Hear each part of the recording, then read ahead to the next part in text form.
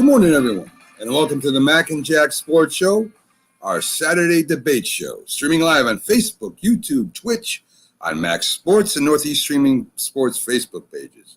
Please like, follow, and share our Facebook pages. Subscribe to the Northeast Streaming Sports YouTube channel.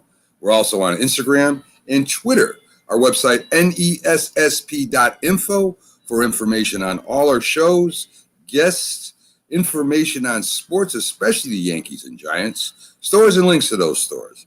I'm Mac with your co-host, Jack Hirsch, legendary boxing writer and former president of the Boxing Writers Association of America, together bringing you national sports with special focus on Northeast professional sports from New York, Boston, and Philly. Good morning, Jack. How are you doing? Yeah. Hey, Mac. Good morning to you. And a lot happens in one day in the sports world. Like, it's amazing. So many results that we've been waiting for. You know, we can now talk about that we anticipated a lot that we're going to get to, you know, with the Olympics, with baseball, and different deals, things in other sports. Well, I mean, really, it's our debate show today, Jack. So I really don't have too many updates. I mean, we do have a few with basketball, the gold medal. Right. Now, get to the point. Listen, I watched the women's marathon, the women's Olympic marathon, and you did too, Mac. I'm impressed. And Molly Seidel won a bronze medal, a United States runner, and at first woman marathoner to win a medal since 2004, and it was very impressive because she ran with the lead pack virtually the whole race. 3 miles to go, 3 runners passed her, but then one wilted in the heat. She kept going, and she finished about 20 seconds behind the eventual gold medalist. But it was a tremendous effort to see an American woman marathoner, something we're very unused to, making her way out on the podium. You don't always have to win the gold medal to have an incredible Olympics. And kudos to her, Molly Seidel winning a bronze medal in the women's marathon. And of course, you just mentioned the men's basketball team, USA, won the gold medal. So I don't know how you feel about it, Mac. Even though I'm very proud of what they did, I'm proud of those guys. I'm a little more relieved than happy. A little more relieved because had they lost, the blowback would have been ugly. It really would have been bad, you know, for the remaining 3 years leading up to the next Olympics. We would have kind of gone in a little bit of a panic mode with USA basketball. But listen, Kevin Durant stepped up, showed himself to be, you know, one of the best players of all time. You know, in reality, they needed that one leader, the star amongst stars. It was Kevin Durant. But what kind of fascinated me a little, Matt, was I'm reading that a few hours before the gold medal game, he signed a 4-year extension with the Brooklyn Nets. That's great for Brooklyn Net fans. But come on, the gold medal game is taking place in a few hours. Even if you know you're going to sign, my attitude is leave me alone until right after the game, unless, of course, you're scared you're going to get injured. So then sign the piece of paper as soon as you can.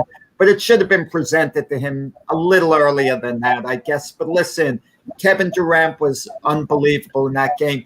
Coach Popovich survives with the gold medal, and his great reputation, deservedly so, intact. Yeah, I mean, he pulled them back together again. I remember, Jack, in the beginning there, where, you know, they were complaining about Coach Popovich that he was running his offense from his team, and I was kind of awestruck that, you know, why wouldn't you think Popovich would run the offense that he runs during the year? Of course he's going to run that offense. I mean, that's what he does. So when they were complaining, when they were losing, you know, that, hey, this is not, you know, this is not the offense we should be running. I was kind of dismayed. I was kind of hoping that maybe they did lose, because it goes to show me that, you know, the players today, in a lot of circumstances, Jack, the players today think they know better than a Hall of Fame coach. And to me, it's just crazy. You're not a coach, you're a player. And in fact, can you really name one superstar besides Bill Russell, because he was a player coach, that was a very successful coach in the NBA? And I'm not talking about 1 year taking them to the playoffs. Oh, well, there've been guys. Lenny Wilkins was one, and then he was a heck of a player. The Boys and Girls High in Brooklyn, and he was a heck of an NBA player, Hall of Fame, I believe, and also he won a championship as a coach of the Seattle Supersonics. Yeah. I mean, there haven't been a lot of them that jump out at you that you could like rip up this guy. I mean, you just have to look at the coaches who've won NBA championships and how many have been truly great players. But you want to know something? A lot of times the better coaches aren't the ones who got by on great talent. Michael Jordan or LeBron James, those type of guys are less likely to become successful coaches than a guy who had to scratch and claw to get onto a roster. And he's studying the playbook, studying the game, every little facet of it, because that's what he needs to do to get by. I mean, but isn't that the same as it is in every sport, Matt? When we look at the great managers, the great coaches, I mean, we talk about Bill Belichick, Bill Parcells. They played football, but they were just so-so players. I mean, Jimmy Johnson was a good college player, but, in reality, he was so compared to any elite players. I mean, that's just the way it is. That's what I'm saying, Jack, and that's why I don't like it when these star players in any sport start talking about the coach and the management. Listen, you have talent, you're out there, and if you're a great player like a Bart Starr who tried coaching, or even a Larry Bird in basketball or an Isaiah Thomas. I mean, you did this as a player because you had talent. Your talent was cultivated at some point during your career. I mean, talent just doesn't do it, Jack. You have to have some kind of coaching to get to that point. And when these players start, talking about, what they should be doing and who should be coaching them, I kind of root against them. And maybe that's wrong. But I do. It's like, listen, man, the reason why you're so great, and there are a lot of great players that never make it that big because they have talent, but it's not cultivated. It's not put in a system. It's not the right place at the right time sometimes, Jack.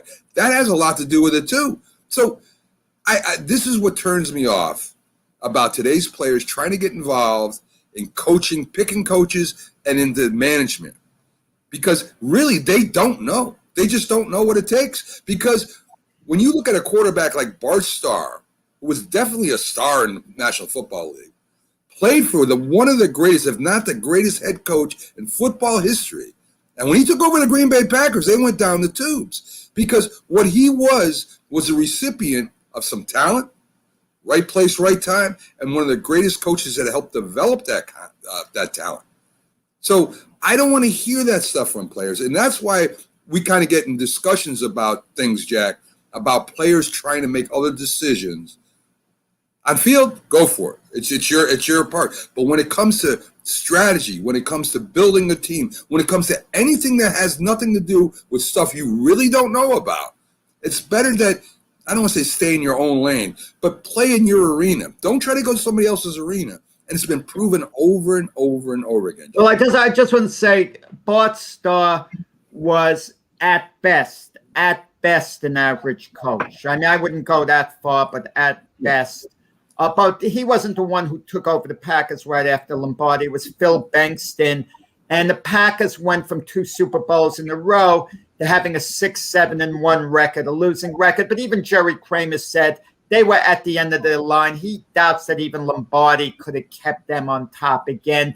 They were kind of declining. Even Jerry Kramer said it. A team hits a certain peak, and they're still good. I know Jim Jeffcoat could talk on that tomorrow. He went to the Buffalo Bills from the Dallas Cowboys.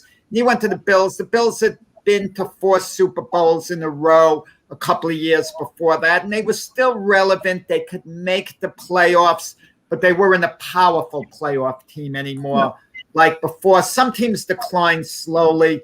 Some fall very quick. I think the problem with USA basketball, we hear the term practice makes perfect. They don't have enough time to practice. So in the beginning, they're playing these games pre-tournament, and they're losing, and frustration starts mounting, especially the style of play. Sometimes the players are right. Not in this case with Coach K, I feel, but sometimes they're right.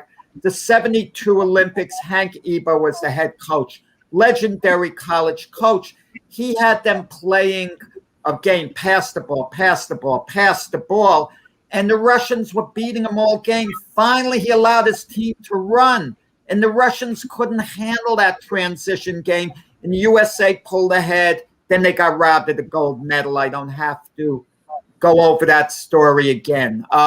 And also, remember Phi Slamma Jamma, that famous Houston team? Come on, you have Akeem Olajuwon and Clyde Drexler on that team, and you have some other excellent pieces to help them out. And their coach at the end of the game, when they got a lead, made them hold the ball and be conservative rather than run up and down the court and do their thing. And if they, sometimes they have a lot of players to do their thing, but this USA basketball team was a little dysfunctional if you look at all the pieces they had. And Coach Pop, who's been around, they kind of knew what they were doing. And it was all about peaking the team, to a certain thing in matchups. But at the end of the day, you get one heroic player who came on there, with that was Kevin Durant, with legendary type performances to help them win the gold. No doubt. And then good morning, Tom. Yeah, Jack is always dropping some serious knowledge. I always got to be on my toes. Well, it's not the debate. This doesn't count. This is considered the equivalent of an exhibition game. Yes. Max knows it. It doesn't matter whether he loses these early arguments. He's saving it for the debate. He's being very smart. So, Jack, we talked a little bit about, the MLB not having any serious league challenge them in years. And even that league way back when in the 70s really didn't have a really good shot at that. And over the upcoming week, folks, we're going to talk about this a little bit. Because I really believe if there was a serious contender out there, people with money, that wanted to start another Major League Baseball league, I guess that's a double down on league, but I think it would be possible. And I think that if you had some owners with some money that were kind of smart, and maybe it started down south, that they might be able to challenge the MLB with all the problems they're having with the players, the union, the owners as they are now, the players being stuck in the minors. There's a lot of talent out there that's not being used. And I think if there's another league that could offer some of these talented players down there a chance to come up and play professional baseball, a legitimate league, maybe starts with 8 teams, 10 teams, that they might be able to grow and give the MLB a run for their money. So as the weeks go on, folks, me, Jack, some of our baseball experts, we're going to start talking about how this could be accomplished. Yeah, I want to start a revolution, Jack. I want to start something that will challenge the MLB, and if not, beat them, but compete with them a little bit at a time. And we're going to get into that as the weeks go along, Jack. Okay, well, it's fresh on everyone's mind. I was actually thinking about this, talking to someone about this after the show yesterday. Keith Engel, I think, first brought it up. It was very, maybe you did. Maybe you should get the credit. You and Keith, certainly not me. It was very thought-provoking.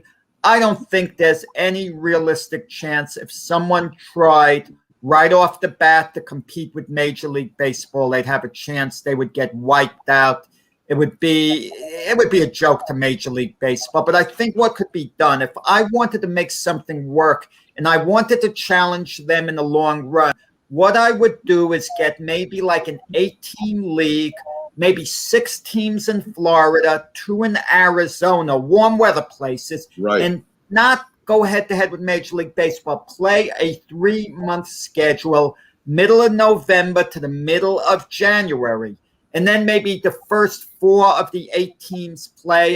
You could even put all 8 teams in Florida, call it the Florida Baseball League, and it would be in between seasons, and you would have named players trying to get back. And you can also have certain, maybe, Major League Baseball might want to try to absorb them so they wouldn't be a competition. Say, well, we'll farm out some of our players here, but certainly the guys who don't have contracts with a major league team, major league caliber players, perhaps, they would want to play in the winter to sharpen their skills and see if they can get a contract. Now, that would put pressure on Major League Baseball that some of the guys with Major League talent playing there. But of course, the problem would be Major League Baseball would try to scoop up some good players from the Florida League. But maybe the Florida League puts them on the contract for 1 year where they can't move. They can't go to a Major League team for 1 year. If you're going to play in our league, we're giving you the opportunity. So those players in the Florida League would know they'd have to wait till the end of the year, at the end of their contract. And it's only a 3-month season, I would do it, And I think it would be intense. It would be good. And listen, and you don't have to have the best of the best have interest. By the way, today, the United States baseball team plays Japan in the Olympic final for the gold medal, and people interested. Who's the star player for the United States team? Todd Frazier, a veteran who's been around. But, Jack, think about this for a minute. I know personally people that have been drafted by the Major League Baseball teams being offered $100 to quit college and to join. If you had some owners with some money, and you would need money, there's no doubt about it, that would offer these players, say, $500, I guarantee you, because I'm personally talking to these people now, I'm not just taking this off my head. I personally know people that were drafted or were trying to be drafted by certain teams, the Padres, the Royals. But because the bid was so low, they said, heck with it. We're not going to go. If it was 200, maybe it was 300, maybe. I think you could get some college players to come in also, some of the best in the country. So there's a lot. Not for $500, Max. That's a ridiculous amount of money. I'm just telling you what they told me, Jack, that they would have went and signed with the farm system. They were offered 150, which is ridiculous. If it was 500, they would have thought about it. All I'm saying, Jack, I just threw out $500. If some of the best college players in the country were offered a decent amount of money and they turned down the minors at this affiliated with certain teams, you might get them too. We're going to go into it a lot because we got a debate show to get to. But I got a lot of different things. And we're going to start a revolution here, Jack. I'm telling you, the Mac and Jack Sports Show is going to start a revolution. And we're going to Mac, unless you're ready to put up the money, you're starting no revolution. Listen, we need investors, Jack. And I can talk. You'll need the owners of the teams. But listen, in all due respect to semi-pro football, which you've been pushing hard and doing a great job with, and I admire those guys who play for love of game, you're talking about much bigger operating costs. Yes. You're not talking about just renting a field for the night.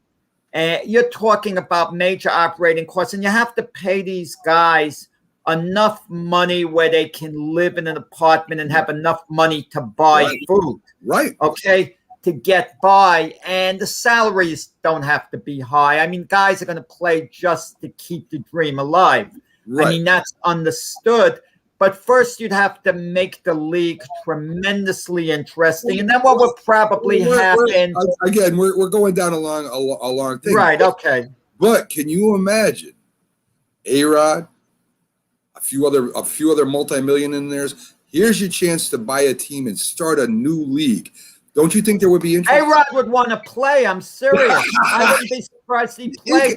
I wouldn't be shocked that Roger Clemens pitched. He could probably still throw around 80 miles per hour or thereabouts. Even if it's at the high 70s, still have a curveball. And some of these guys would want to play for love of game, just like they go out to play golf for recreation. This would be a lot of fun. And A-Rod always has to be in the news. He might say, I want to show I still have it. He always wants to show off his body with his shirt off that he can hit. Old Jose Canseco would be put on a team. And have a chance at really owning a team and starting. I mean, I know it could work, Jack. We're going to figure it out. Maybe me, you, and Keith. Maybe me, you, and Doc when he comes. We're going to figure this out.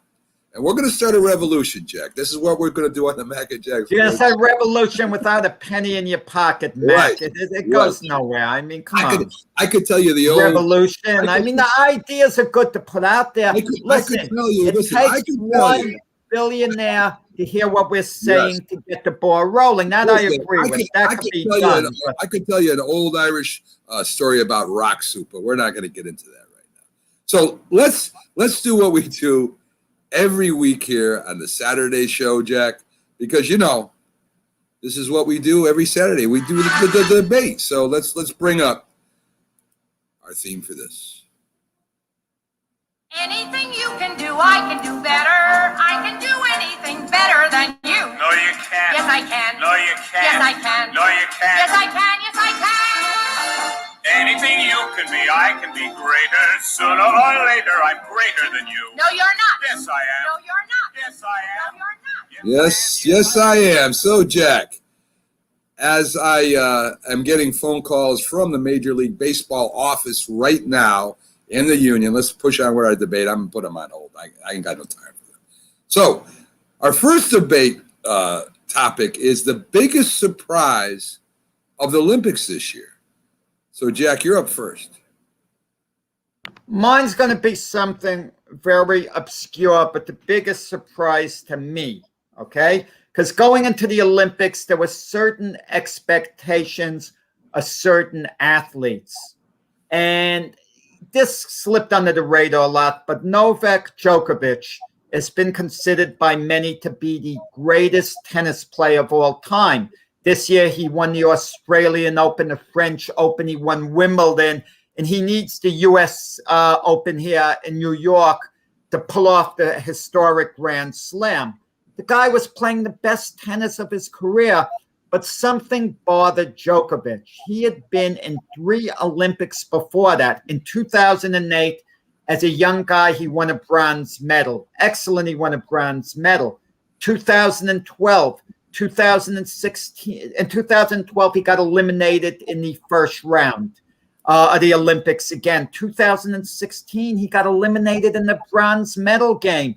But he's going into this Olympics. Surely he's going to win the gold. He's head and shoulders above everyone. He didn't even want to play in these Olympics, Djokovic, but he wanted to just go pick up his gold medal, for his own legacy, his own self-satisfaction. He goes there. He gets knocked out in the, from winning gold medal contention. Now he's playing for bronze medal and he loses that too.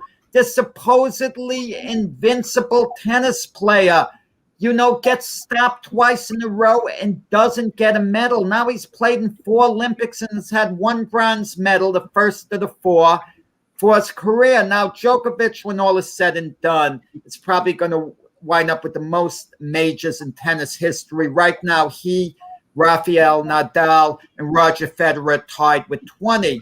But it's going to always be an annoyance to Djokovic. He pushed the meter to get this gold medal out of the way. And what happens? It just added to his negative Olympic legacy. And people are going to say, you're regarded by many as the greatest tennis player of all time. But how do you feel about never winning an Olympic gold medal? He's going to hear that. You better believe when Djokovic comes back 3 years from now, he's going to want to play in the Olympics. And people are going to ask him that silly question over and over and over. It reminds me of a great great track and field athlete, 110-meter hurdler, Greg Foster. Greg Foster won the world championships at track and field in 110 meters in 1983, 1987, and 1991. They're all held 4 years apart. He won 3 world championships in succession, and the world championships are tackled by the athletes with the same intensity that they do the Olympics. The only difference is one's called world championships, the other's called Olympics. But when Greg Foster was in the 1984 Olympics, not his greatest performance, he won a silver medal in the event. He got upset by Roger Kingdom.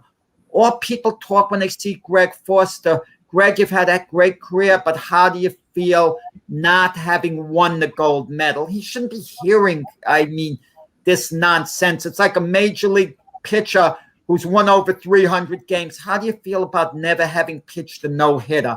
It's an annoyance. And Djokovic, the guy many consider greatest tennis player of all time, who I thought for sure was going to win a gold medal. I was stunned he couldn't even win a bronze. This invincible tennis player falls flat on his face during the Olympics, and he's performed under the greatest pressure otherwise. Yeah, I mean, that is a big surprise. There were a few tennis upsets. Ash Berry, #1 in the world, just won Wimbledon. She got knocked out. Naomi Osaka, #2 in the world. She got knocked out. But the biggest surprise to me, of course, is what we've been talking about all for the last few weeks, Simone Biles. She was a clear favorite to win the gold medal in the Tokyo Gymnastics. She's 24 years old. We watched in competitions, Jack, and what she was doing was physically impossible. I thought she said she had a mental health issue. And how do you measure that, right? I mean, there's no cast on her leg. There's no arm in a sling. We can't tell exactly what she means by a mental health issue, too. She says it was about the pressure, Jack, but she's been under pressure since she was like 13 years old. I mean, she's been competing in competitions and in Olympics before. I mean, there's other competitors. I mean, all competitors, have a desire or in their mind to be perfect, and that's what she kind of said. She's faced all kinds of competitors. So Jack, I am inclined to think it's not a depression. It's not an anxiety per se. I think it's because she's gotten older and popular. And we know that competitors, great competitors, as they grow and they become more of a celebrity, they don't concentrate as much. I shouldn't say concentrate as much. I want to put it the right way. They don't really put as much time, much effort, total dedication into what they do. I mean, you look at Mike Tyson, you look at the other great ball players that, eventually they start falling off. And it's not just because they're getting older. It's because there's so much things going out there now. She's worth about $6 million now. She makes appearances everywhere. She's throwing baseballs out during a game. She's, on a commercial. She's making appearances on shows. To be the best as she was, I think it takes total dedication. And she has a lot more things going on in her life now. So I think it's because of a desire, Jack. I think it's because when she was younger, this was it. There was nothing else in her life really but this. Now she's got other things going on. There's not the true, I got to win at a gold. She's already done that. So I don't know if it's really mental health like a depression, like some people get, or if it was just the pure anxiety of being #1. Sometimes it starts falling off a little bit. I mean, she just posted an Instagram. She's at the practice with her boyfriend who's with the Houston Texans. His name, let me see if I can get this, Jonathan Owens. And on the photo it said, open practices, aka bring your girlfriend to work day. She seemed happy. And I think this is more of a person that has other things going on in her life, that has other things that is not the 100% dedication she used to have. So, I don't know. I don't know if it's, I really think it's just more things going on in her life. And I think that's why she was so nervous about competing. And when she did compete, she got the bronze on the beam, which is great, I think. But for her, it's kind of a down step, right? She's expected to win the gold. So I don't know if it's a mental health issue, as she says, Jack. I think of mental health. I think of, like I said, depression, anxiety, people having to take medications in certain circumstances. And I don't think that was the case. So that's my biggest surprise, Jack. Matt, and I've got to correct you on that. I mean, you can't. First up, you said she was on the sidelines looking happy. And there's this term, you can't judge a book by its cover. True. Someone who has a lot of anxiety, they could be depressed, they could be smiling on the outside, and they know they have to go on with life, and they're trying to make the best of it. but they could still be depressed, which is okay. But they also know it's important that they have to try to work through that and find a solution. And sometimes it takes time. I understand the part that you were saying when an athlete has been on top a while, maybe they lose their hunger. I can't imagine that with Simone Biles. She's going to another Olympic Games.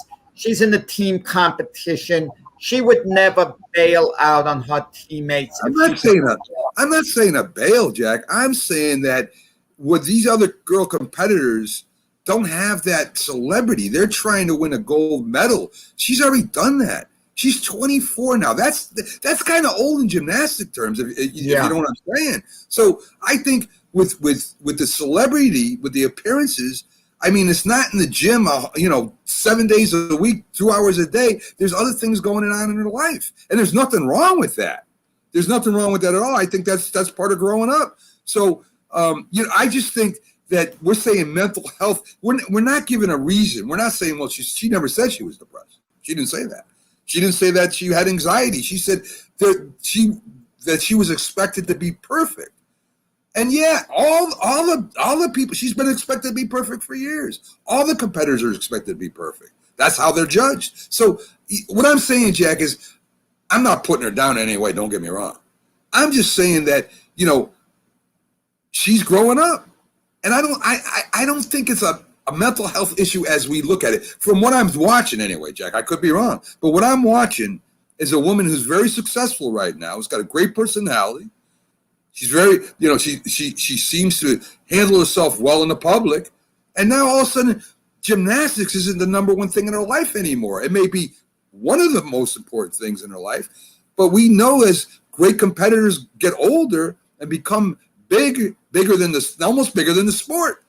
Now all of a sudden, it's not as, and you know what I'm saying, it's not as a dedication as it was before, as we've seen with other sports. We don't know how Simone Biles has felt throughout the years, what inner demons she may have had, what anxiety she had. We've seen her develop into a superstar in gymnastics, and good-looking girl with a beautiful smile on her face. And it's endearing, and we take to someone like that, but we don't really know them. She seems like a lovely person, but we don't know what she's feeling on the inside. And you're right about certain pressures to perform, and it's not so much for her own self-satisfaction, but when you're trying to satisfy others, you don't want that element. Listen, I see pictures of stuff like an athlete not quite achieving what they want, and they show a picture of their family and friends watching the event, and they're crying. Well, if I were an athlete and I had family or friends crying because I didn't win an event, I don't want them watching my events anymore. Get away from me. I don't want you having anything to do with my events. Don't watch it on TV. Don't talk to me about it. You're not a part of my life in that regard. I mean, they don't need that, And all someone who's acting more upset than they are.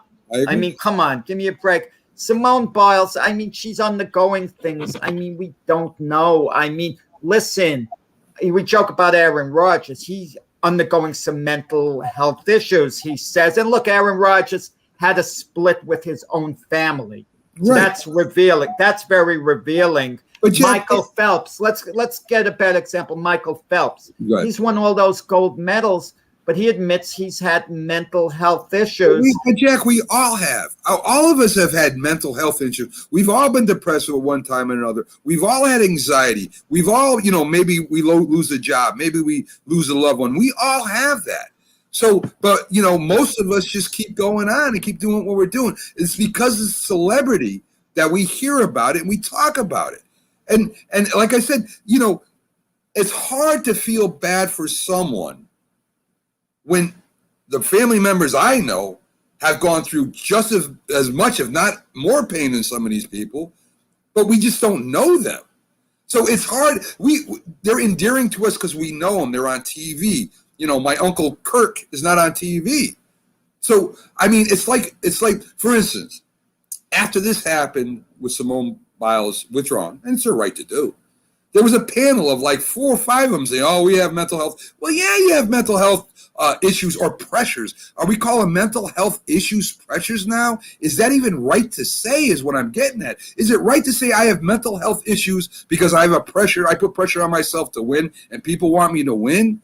Well, our families that we worked all our lives for to put food on the table, is that a mental health issue too? I think it's a general term, Jack. Is kind of what I'm getting at. We're saying mental health issue, and we're accepting that. Well, is a mental health issue a chronic depression? Is it a mental disease? This is what I'm saying, Jack. It's pressure, fine. That's fine. Okay, just say, hey, I had a lot of pressure on me. I couldn't do it. Good, that's fine. But she's proved she can handle the pressure in the past by being arguably the greatest women gymnast ever. Greatest gymnast period ever. Right. But she's proven she can handle the pressure. She doesn't have to prove anything more. But this time she couldn't, according to her. But is it a mental health issue? And this is what it doesn't bother me, it just makes me think. Is it a mental health issue because you have pressure to do something that you're expected to do? I was expected to put food on my children's table. Is that a mental health issue, or is that just pressure? And how I handle it, whether I do it or I don't, is my decision. But when I fail, do I say, well, I had mental health issues? No, I had a pressure and anxiety because I had to put food on the table. Do you understand where I'm going with this? Listen, I understand. Listen, Michael Kay, the Yankee broadcast, Michael Kay show, et cetera, is a guy I've taken a liking to. I think he's a really good guy. A guy, if I got to know him, we would get along great, okay? Right. But he said something years ago that disturbed me on a Yankee telecast. One of the players, and I forgot the name, who was making a lot of money, had to take off a little time because he had mental health issues. And Michael Kay saying, he's making all this money, he's doing this. He has the best of everything in life. Look at the contract he has. How on earth can you have mental health issues? He said something to the effect. That's not an exact quote. And I remember thinking, it doesn't matter. You can be a billionaire several times over and have these same issues as someone else. I mean, these inner demons can get to you for whatever reason. And listen, I understand where you're coming from in that sense, but everyone's different. And I don't think it's the status, whether you're a poor person, a rich person. I think when it comes to mental health issues, I think it's all the same. Because keep in mind, poor people are used to not having things. It's kind of like a way of life. They're kind of used to it. They're used to not having their refrigerator. Jack, what you just said there could be taken really bad. What you just said there, saying that poor people are used to being kind of poor. It's a way of life. That's kind of off the wall a little bit. No. I am saying, okay. Like they have to go somewhere. They might not be able to afford a car. They take the bus. They're used to doing that. It's a way of life. A rich person, they couldn't imagine themselves standing on the corner waiting for the bus to take it. If all of a sudden they had to do that, it's going to be a shock because they're used to a certain type of lifestyle. Listen, take one of the wealthiest of people. If they had to live our lifestyle, Mac, we could be very happy with our lifestyle. It would be a downer to them. They want to be on the yacht, this weekend. And all of a sudden they have to, take a ride in the car to a park to hang out. I mean, mentally it would be a downer for them. And listen, in the case of Simone Biles, it had nothing to do with that. Agree. Problems she had. All I'm saying, Jack, the only thing I'm saying, and what I'm trying to put, is what really is when I think of mental health issues, I think of something so bad that is preventing you from doing something. Not pressure, not anxiety. We all have that. If you want to say that, then we all have mental health issues. And if I went to my work and said, listen, I can't work for another couple of weeks because I have mental health issues, there might be a problem when I get fired. Let me just say something. Let me finish, Jack. So what I'm saying, All I'm saying is the term mental health issues doesn't, to me, mean pressure to do something or anxiety to do something, because we all have that. I don't care what class you're in. I don't care rich, poor, whatever you are. We all have pressure. We all have anxiety to do certain things. And there are people depending on us, whether at work, families, or friends, depend on us to do that. And we mess up sometimes. And yeah, it's bad. And yeah, we don't feel well. But is that a mental health issue is all I'm saying, Jack. That's the only thing that bothers me. Listen, Simone Biles can do whatever the heck she wants. However she feels, it's her life. It's her decision. I got no problem with that. But the term mental health issue is the only thing that kind of throws me off.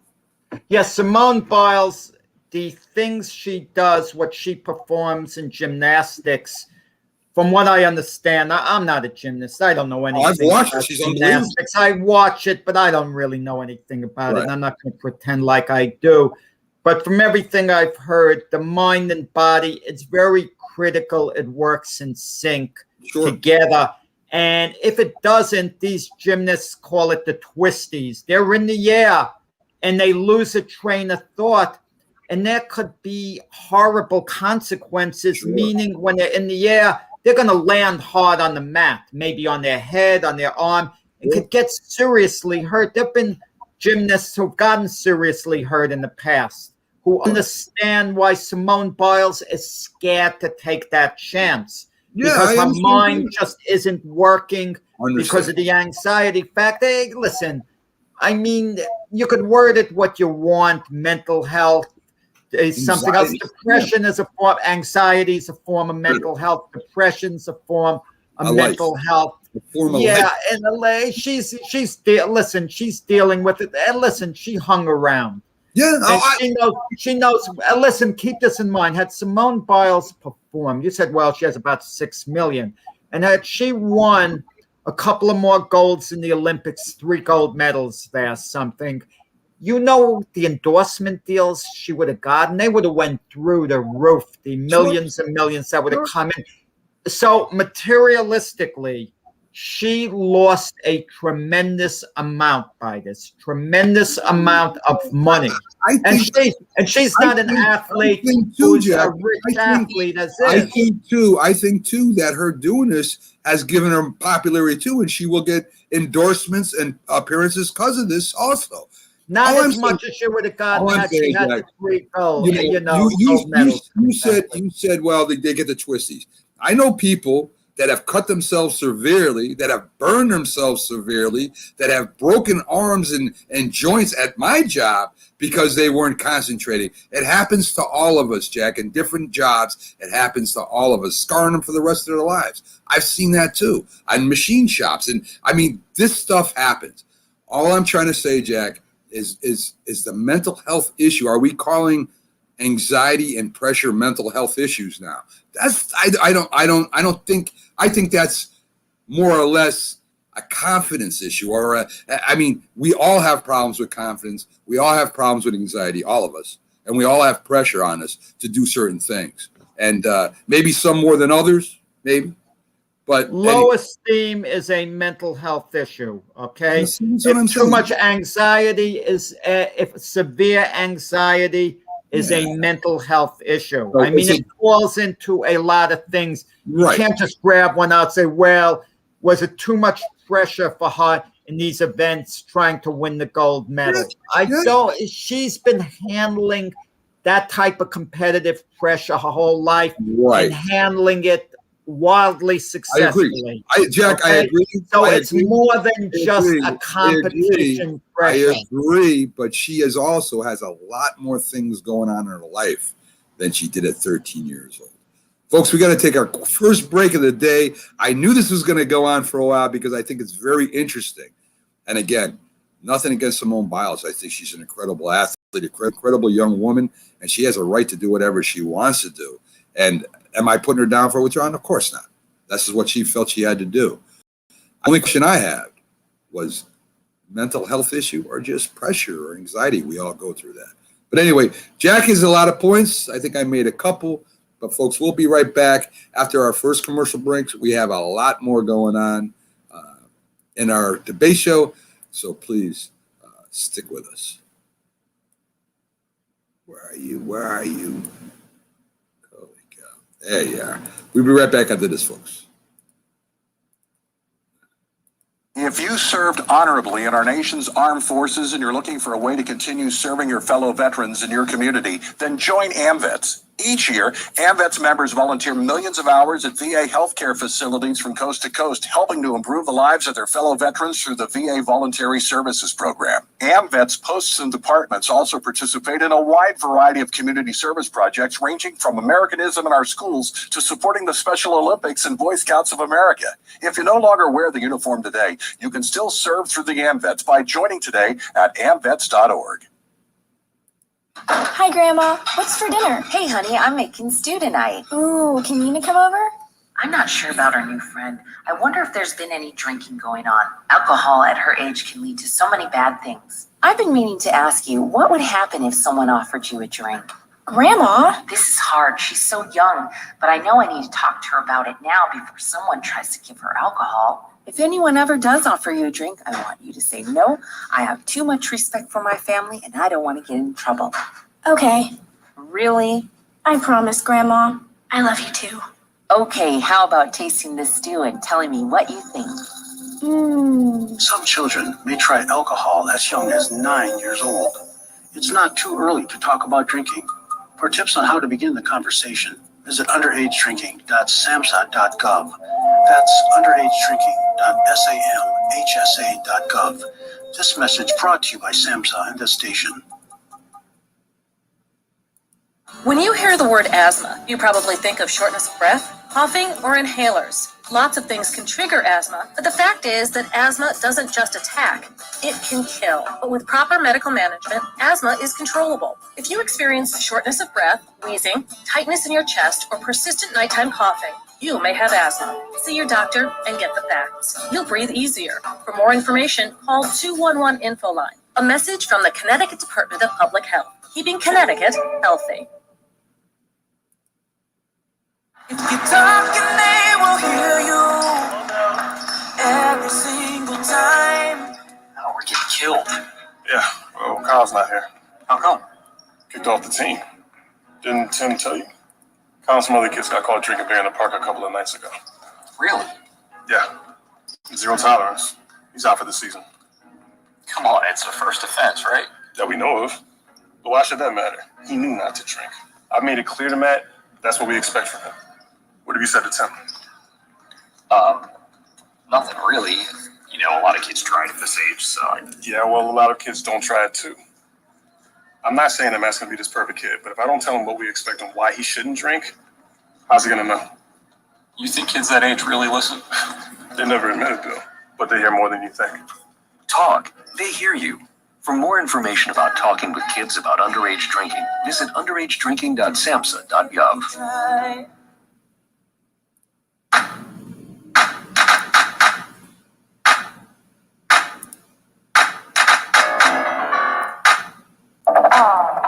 Good morning. You're listening to the Mac and Jack Sports Show on Northeast Streaming Sports.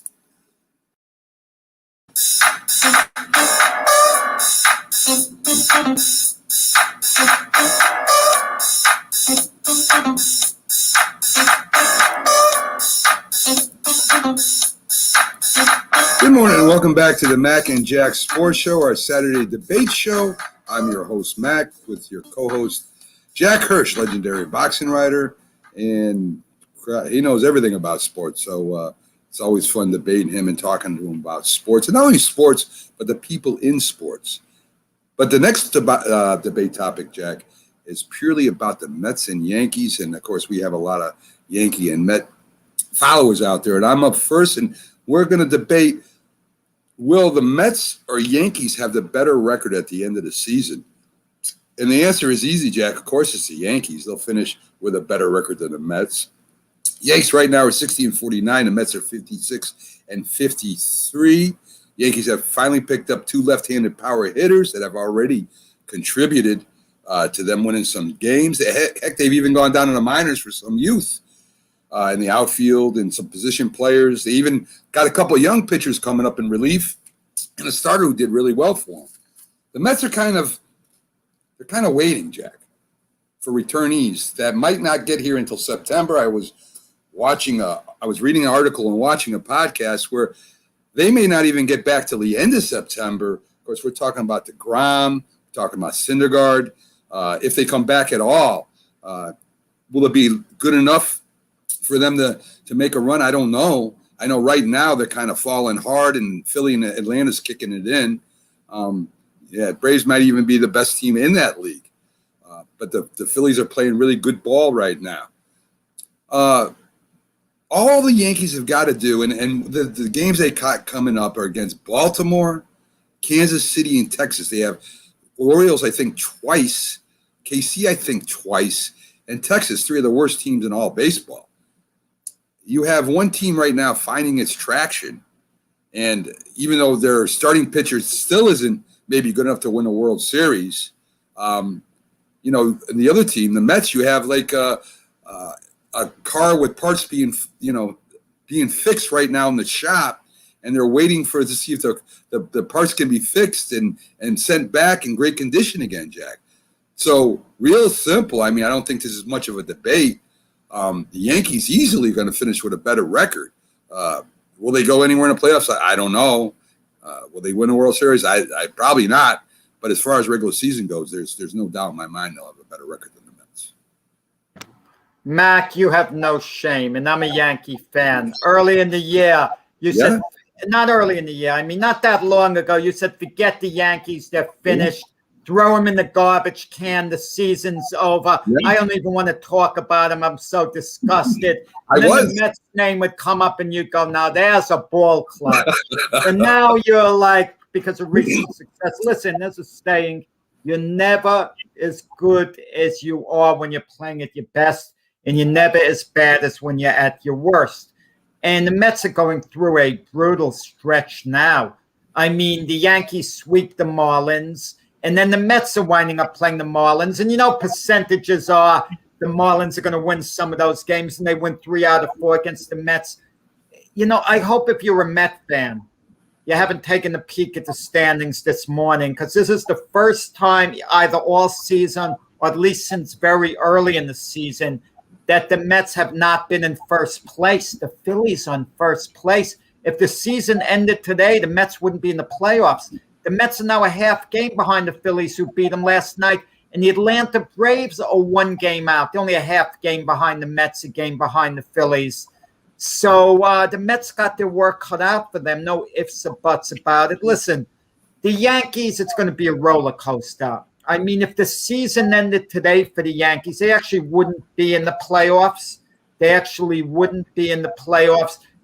game and a half behind the Oakland Athletics, only 3 games behind the Boston Red Sox, who they're reeling in. But the Blue Jays, a very good team, only 1 game behind the Yankees. If the Yankees don't play consistently well the rest of the season, they're not going to make the playoffs. They're not going to back in. And now the Mets are in a dogfight. The little cushion they were holding all year long, someone overtook them, and they no longer have that edge. With that said, baseball is an up and down game, okay? And sometimes we have to hold to what we believe is going to happen. I think in the Yankees' case, when all's said and done, they'll sneak into the playoffs as a wild card, just barely, maybe the last game of the season. The Mets, I think, when all's said and done, are going to win their division. Listen, we decided on this debate question a couple of days ago when the Mets were a couple of games behind the Yankees. Now it's 4 games.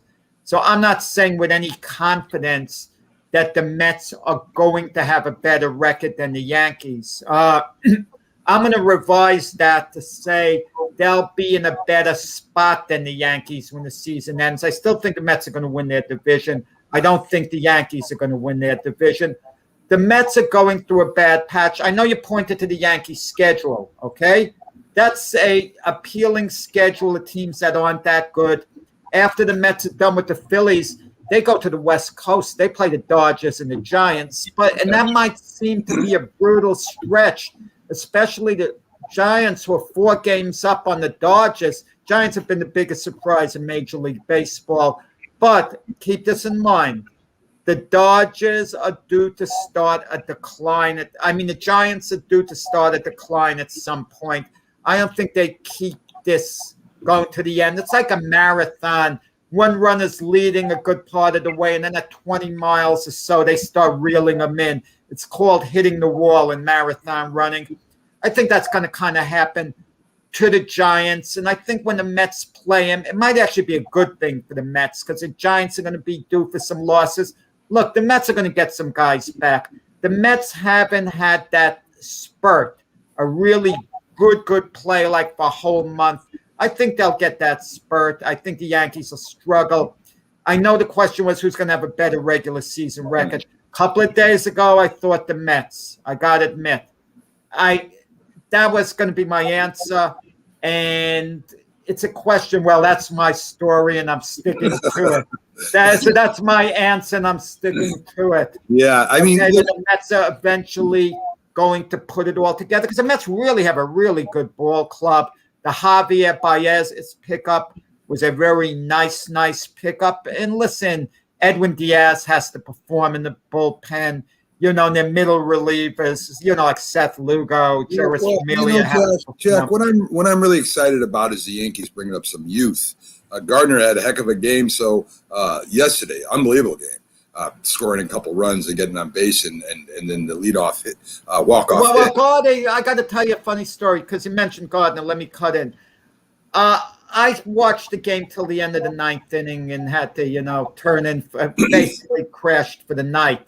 And I was hoping Gardy would win it. He had a chance to win it with a walk-off hit in the ninth.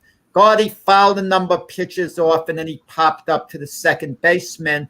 So it made me so happy. First thing when I got up, I checked on the game, that Gardy redeemed himself, like you said, with 2 outs, getting the game-winning hit.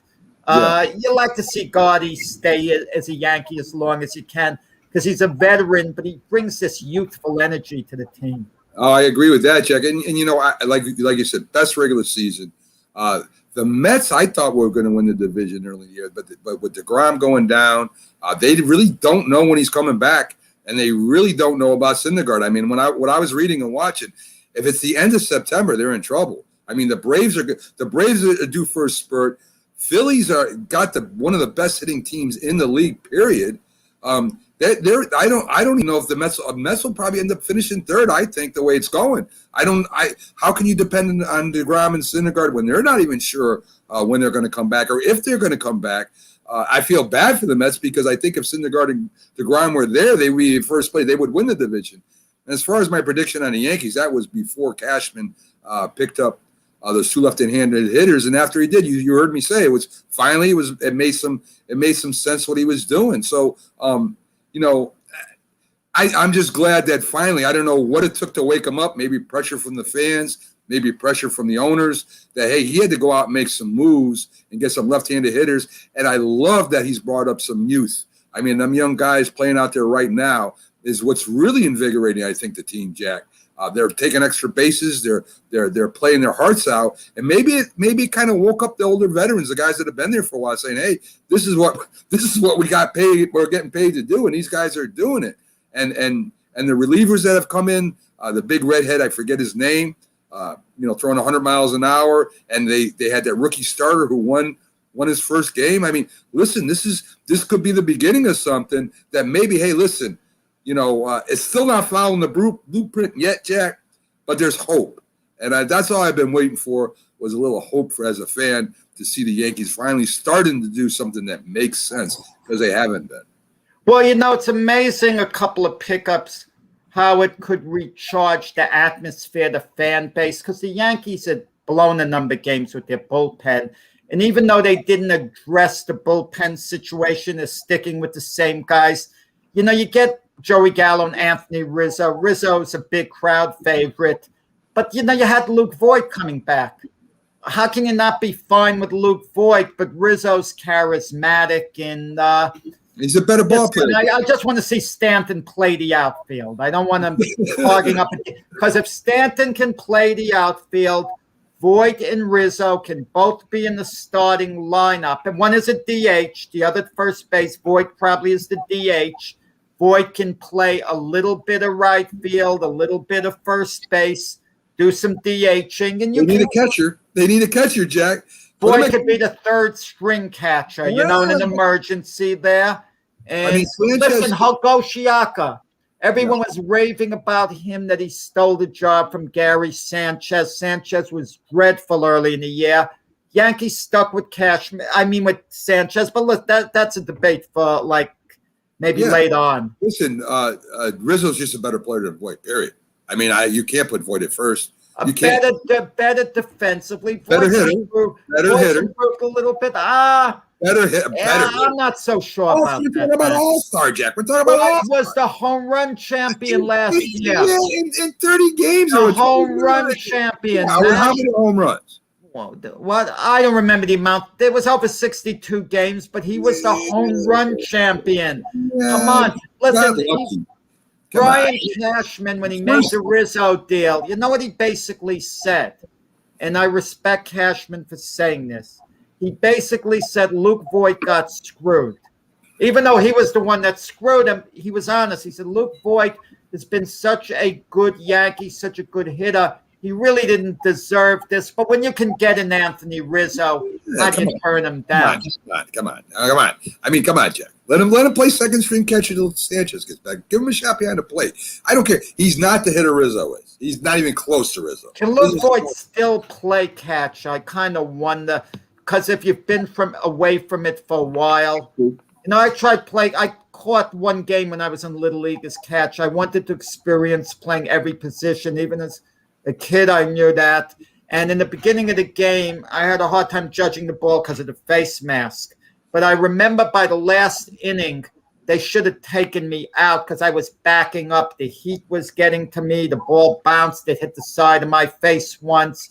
It's a tiring job. It amazes me how some of these catchers could catch games day in, day out. I haven't looked this up, and maybe I should look it up. I want to see the amount of games that the old timers like Yogi Berra and Roy Campanella caught compared to the modern guys. Listen, back in the day, Mac, those were men. They catch both games of a doubleheader. Hey. Now, if a guy catches a night game, and there's a day game the next day, never mind, even if he gets a good night's sleep, they don't catch him the next afternoon. Carlton Fisk, that one day, 24 innings, Jack. Doubleheader. That's too much. Listen, that's incredible. That's just too much. Yeah. It's incredible. Yeah. Listen, quick story before we get to the next one. I played every position in baseball. I settled in at the end at third baseman and pitcher. I actually caught one game. The catcher, though, had the catcher's mitt. He was left-handed. So I first tried using the catcher's mitt because I would have to catch the ball, take off the mitt, and throw it back. Then I finally settled in and just using my own mitt.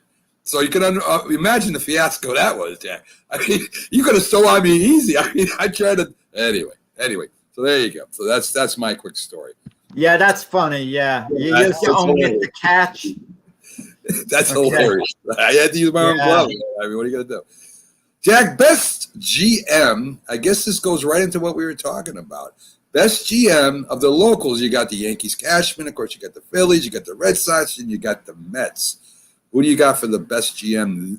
I would want to be this year, but you go with what you want to say. Go ahead. Yeah. I mean, we're not talking just this year, are we? We're talking about all around. Well, listen. Some of them is their first year, Jack. Right. I think it's unfair to Brian O'Halloran, the GM of the Boston Red Sox, Sam Fuld, the GM of the Phillies, because basically they're rookie GMs. Right. And Brian O'Halloran, there was a great tradition he had to follow, Theo Epstein, Dave Dombrowski, World Series winning GMs. What did the Red Sox do at the deadline? Some people criticize them. I don't. You get Carl Schwarber, a productive hitting outfielder. I mean, how much are they supposed to do? How much can you do? Phillies didn't really seriously address their bullpen, I mean, they picked up a couple of little pieces, but did they make the big deal? The big deal that they conceivably could have made. I mean, it's you got to get creative to make the big deals. For example, the White Sox have two closers now. They got Craig Kimbrell from the Cubs. That may have made Liam Hendricks, the other White Sox closer, expendable since the White Sox were getting Craig Kimbrell. Could they have put something together? You know, you got to sometimes be creative, or you want to get something cheap. You know, you want to get players cheap, but it's hard a lot of times. Sandy Alderson got Javier Baez at the deadline. A very good move. Sandy Alderson is a solid GM. All in all, a solid GM. He was brought back by Steve Cohen because Sandy Alderson was under the Wilpons, but something about that. He left. He didn't trash them publicly. I don't know, was there tension at all, whether he had any problems, but bottom line, he left them, but he came back for Steve Cohen. Excuse me. Steve Cohen is a minority owner of the Mets before taking over as the principal owner, and he knew Sandy Alderson's work. I go with Brian, excuse me, with Brian Cashman. Good. He always pulls something out of the hat, Mac. All the time, even this season, this hopeless season, to get Joey Gallo and Anthony Rizzo. What did he give up for that, man? He didn't give up anything substantial. He didn't give up the cream of the crop in their farm system. And he found a way to do it where the teams would pay some of their salary for him to take them. Yeah. Why would these other teams want to help the evil New York Yankees? I don't get it, too. But in any event, listen, part of it was Jed Hoyer, the GM of the Chicago Cubs, in a class act, he had to dump salaries. He couldn't sign guys to extensions. It was unfortunate. Those guys were with the 2016 Chicago Cub team that won the World Series. He moved them to places of their choice. Rizzo was a New Jersey place, a Yankee fan. So now he's playing for his home team. Craig Kimbrell stayed in Chicago because he had a daughter who had conditions, so he could be close to her. Chris Bryant was from the Bay Area, so he traded him to the Giants. I mean, and Javier Baez reportedly is close buddies with Francisco Lindor. The two of them have talked about playing together a long time, so he moved him to the Mets. I mean, class acts altogether. Brian Cashman's the guy who always pulls something out of the hat. Look, he had the patience not to trade Gary Sanchez when we were all riding Sanchez out of town for the most part. He got Luke Voigt cheap from the Cardinals. Gio Urshela, he got cheap. He always manages to find something. Maybe his only screw-up where he didn't have a vision was Giancarlo Stanton. But look, Giancarlo Stanton was a superstar when he got him, coming off a 59-homer season. And if you can get him and just have to pay money, not give up anything else, that's a hard one to turn down. So, Brian Cashman, he's the longest tenured GM. He's been with the Yankees since the 1990s on their GM of their World Series winning teams back then. I understand they've won only one World Series in the last 20 years in 2009. But every year they're in the mix. Every year they've had a winning record. Even in the most disappointing of seasons, they've been good, but they haven't quite delivered the world championships. I know when we have Max Kellerman on, he says, well, fire Brian Cashman because this is the New York Yankees and anything less than World Series and the Red Sox winning more than you do is completely unacceptable. But then Max turns around and says, well, Brian Cashman is a great GM. Okay. Listen, if the Yankees let go of Brian Cashman for any reason, he would be gobbled up like that. I think the Mets would maybe hire him when Sandy Alderson stepped down, the Red Sox, the Phillies, or whatever. But I think just the best out of those four teams, Red Sox, Phillies, Mets, and the Yankees. Well, historically, I agree with you. I think he finally made some moves. I think it was under pressure that he did this, Jack. You see, the problem with Cashman is that I think he fell in to sort of, well, it's good enough for us to get to the playoffs. But yet the Yankees spend, and I don't want to hear about luxury tax anymore. They spend the second highest as any team in Major League Baseball behind the Dodgers. To come to play for the Yankees, you're going to get money. You're going to be playing for historically the greatest franchise in sports history. You're in the media market of the world. So there's very few players, there are a few, but very few players that wouldn't want to come to the Yankees. From Red Sox, former rivals, to some of the greatest players in the history of baseball. We've had them. We've had aces, Jack, from other teams come to the Yankees in the past and be our starting rotation. If you think about it, having a rotation of Clemens, Wells, El Duque, David Cone, you could throw Mike Mussina in there, who was an ace for the Baltimore Orioles. That was the key to success. And the moves that he's made let's just go back three years. The moves he's made have been crazy. Voit is not a great ball player, Jack. He's an average to good ball player. He's a good ball player. He's not great. There's a reason why Derek Jeter let Carlos Stanton go. They knew something. I mean, you would think, I understand they don't have the payroll the Yankees have, but even the smallest teams have a superstar. And the Yankees had to figure, why are you letting a guy with 59 home runs go? And why were the Yankees really the only team that was willing to pick up that contract? I don't remember a lot of teams lining up to pick up his contract, Jack. There was something behind the scenes that we didn't know about. And I think we know what it is now. You, as a GM, and don't get me wrong, Jack, he's one of the best in the league. I'm taking this year into account. And to me, the best manager out there right now, because of what was expected of the team. General manager. Right, the general manager of the team right now. And Boone is another questionable hire. With all the great managers, I don't know why you're picking a guy that would never manage a baseball team in his life when you have so many great managers that would have came here.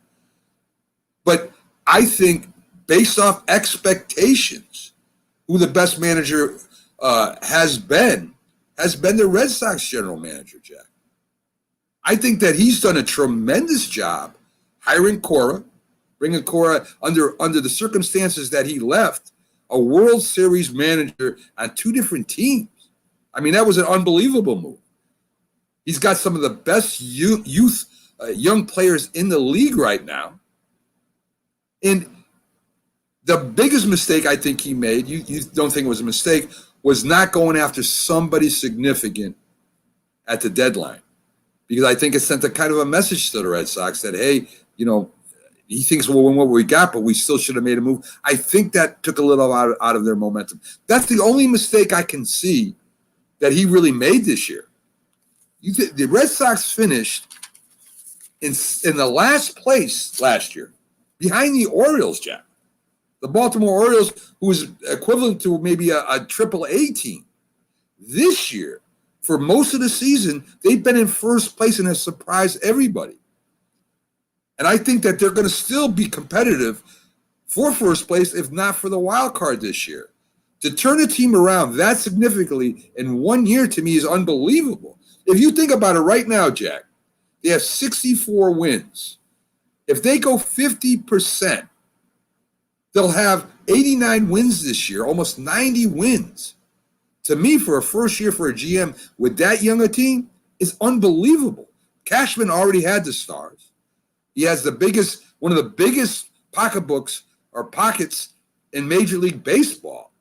And there's no reason we shouldn't have another ace in our pitching staff. And there's no reason we shouldn't have a real shortstop on our team. None that I can think of. So while Cashman, I agree with you, is one of the best GMs in the league, when you have that amount of resources and that kind of history, there is no reason that we shouldn't be competing for a World Series every year, not just going to the playoffs. And that's my biggest problem with Cashman right now, is that you have the resources to get a good shortstop. They could have picked one up before the season started. They have the resources to get another ace. They have it, Jack, without even paying a luxury tax. They have that resource. We found that out when they got them two lefties. They have the resources to do this. And if you got to pay a little bit on a luxury tax, you can make that up in wins, championships, selling jersey. You can make up that amount. I just think that Brian Cashman, while one of the best in the league, maybe has run his course. I hope that this year changes. But if I had to pick one, I would go with Brian O'Halloran this year. Mac, he's a rookie without a track record, and you're talking about, well, the Red Sox could still win the division. They could still be a wild card. They could still be a fourth-place team when all is said and done. True. Okay, because Toronto is kind of closing in right behind the Yankees. The Yankees only a couple of games back, as Buck points out, behind the Red Sox, and Toronto's only one game behind the Yankees. And Tampa Bay, I think, is going to falter somewhat as well. So it's going to be a big scramble in the AL East. I don't want to hear about all the money that the Yankees have that the other teams don't, all the money they can spend. That is a myth from years ago. Listen, when Bryce Harper became a free agent, who laid out the big money to sign him? The Philadelphia Phillies, not the New York Yankees. Francisco Lindor. He was given an 11-year contract, $31 million a year by the New York Mets. Listen, before he got hurt, the Red Sox wanted to tie up Chris Sale. They gave him close to $30 million a year on an extension, a 5-year deal. I mean, these teams do lay out the money the same way the Yankees do. The Yankees are being somewhat prudent. They're not just throwing big money away. That's why they're holding on a little longer to see what they're going to do with Aaron Judge, what the price is going to be, what they're going to work out. They're not playing with monopoly money here, but you make it seem, well, the Yankees do. Just go out and get the best players. You got the money. And that because you're not getting the best players, you're a bad GM because you got the money to get them and you're being cheap. So you're not. Listen, they're being prudent here. I'm saying business savvy. I'm saying they spend the second most in the major league. That's a fact. It's where they're spending the money, Jack. How did they spend the second amount? They're second behind the Dodgers this year, Jack. And last year behind the Dodgers. That's the only team that they're behind right now. I brought you the stats for one of the shows. I will say this. I don't know what the stats are. Well, I will venture you can look them up online right now. They spend the second most than any team in Major League Baseball every year. The only one that outspends them the last few years has been the Dodgers. Red Sox are behind them like at 196. The Yankees are like at 212, 220 million. Listen. I think that's probably a distorted stat. Listen. J.C. Remoto, the Philly catcher, becomes a free agent. He would have been a nice fit for the Yankees. The Yankees weren't going to spend the big money to get him either. Okay? They've been business savvy, except in the case of Giancarlo Stanton. But you gave the example of Giancarlo Stanton, that Cashman was the only one foolish enough to sign him. Well, Giancarlo Stanton had a no-trade clause. Derek Jeter tried to trade him to the St. Louis Cardinals first before the Yankees. That would have been great. Stanton said no. He's not going to the Cardinals. He wanted to have say where he would go. His people let Jeter know he's willing to go to the Yankees. So what happened? Jeter, who has no love for Brian Cashman, I'm sure because of the way Jeter was treated PR-wise by the Yankees, public relations-wise when his contract came up, he didn't want to really deal with them, but he dealt with them. The Yankees traded Starlin Castro, their second baseman, to Miami to free up a little more money. And Miami's paying some of Stanton's money. The Yankees aren't paying the whole thing. But the bottom line is it didn't turn out to be a good contract. And if the Yankees could get out from under the Stanton thing, because it has like something like, 6-7 years remaining on that contract. Not a good contract at all, Mac. That's why you and I are in accord. Play the guy in the darn outfield. If he gets hurt, he gets hurt. If he doesn't get hurt, he's a decent outfielder, actually. I don't mean overwork him.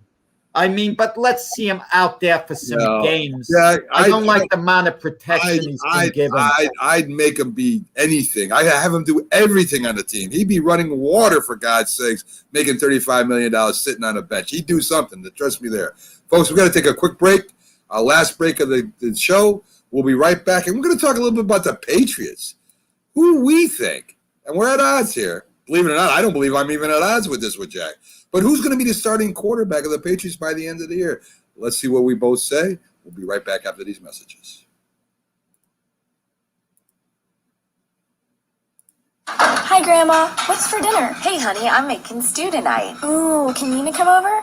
I'm not sure about our new friend. I wonder if there's been any drinking going on. Alcohol at her age can lead to so many bad things. I've been meaning to ask you, what would happen if someone offered you a drink? Grandma? This is hard. She's so young, but I know I need to talk to her about it now before someone tries to give her alcohol. If anyone ever does offer you a drink, I want you to say no. I have too much respect for my family and I don't want to get in trouble. Okay. Really? I promise, Grandma. I love you too. Okay, how about tasting this stew and telling me what you think? Some children may try alcohol as young as 9 years old. It's not too early to talk about drinking. For tips on how to begin the conversation, visit underagedrinking.samhsa.gov. That's underagedrinking.samhsa.gov. This message brought to you by SAMHSA and this station.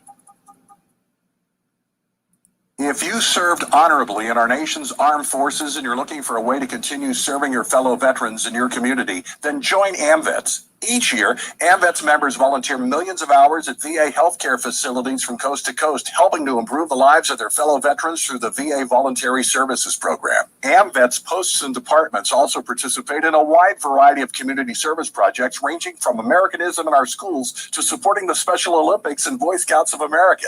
If you no longer wear the uniform today, you can still serve through the AMVETS by joining today at amvets.org.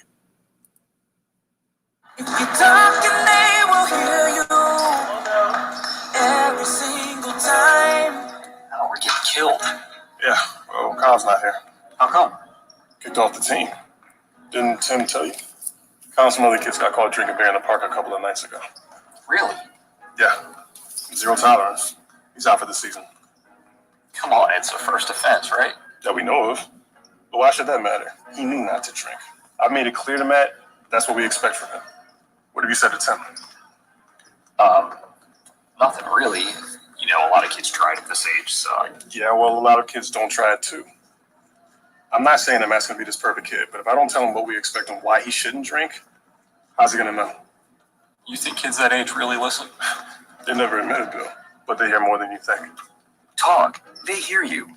For more information about talking with kids about underage drinking, visit underagedrinking.samhsa.gov. I mean, you can see right now, without LeBron, Lakers are struggling. Let me tell you about a team I hate, all right? I know the Dallas Cowboy fan is here, so I had to make sure he knew how much I hate this team. I'm ready. I've often said that the people who run baseball, they try very hard to ruin it.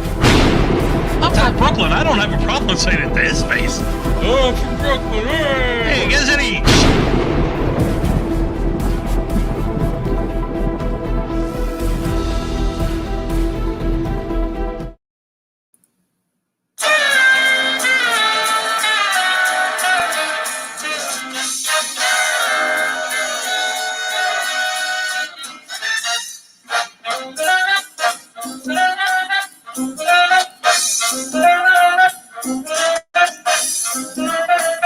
Good morning, everyone, and welcome back to the Mac and Jack Sports Show. We're on our Saturday edition, the debate show where me and the great Jack Hirsch go head-to-head on some topics here in the world of sports. To remind you all, in case I forget later on, we have Robert Butler from Sportscope on This Week in Sports with our guest host, Jim Jeffcoat, two-time Super Bowl champion and Dallas Cowboy legend, who comes on in the last hour, where we break down the NFL, and we have a lot of fun with Jim on Sunday.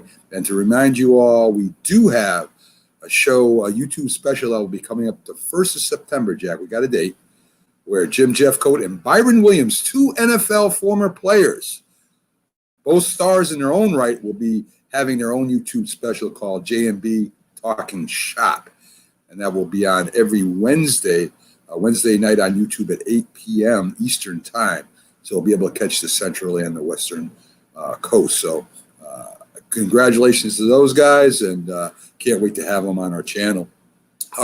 So, Jack, getting back to debates, the next debate topic is pretty interesting because I don't know if I've had a change of mind or a change of heart here.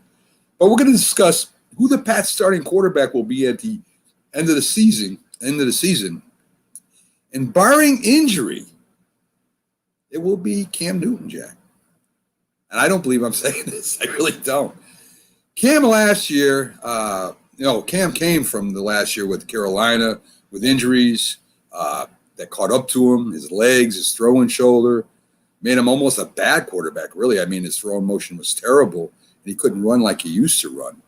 He goes over to New England with no preseason at all, really. I mean, the COVID and kind of just came into the system and started playing. His shoulder was still not that great, but he definitely had no weapons around him to throw to. Tom Brady had left the team. And I think the major reason why he left the Patriots was because they had no wide receivers. They had no offense that could really strike. So he went to another team that had receivers and actually brought more in to make him even better. So he had a lack of weapons and no preseason to speak of. COVID that took more players from the Patriots than any team in football, Jack. And Cam took over, played all season. The Patriots finished 7-9, one game under 500. Cam's in a new system, injured, offensive line and injured and beat up, and no wide receivers. And the Pats had Seattle, I think it was first and goal to winning.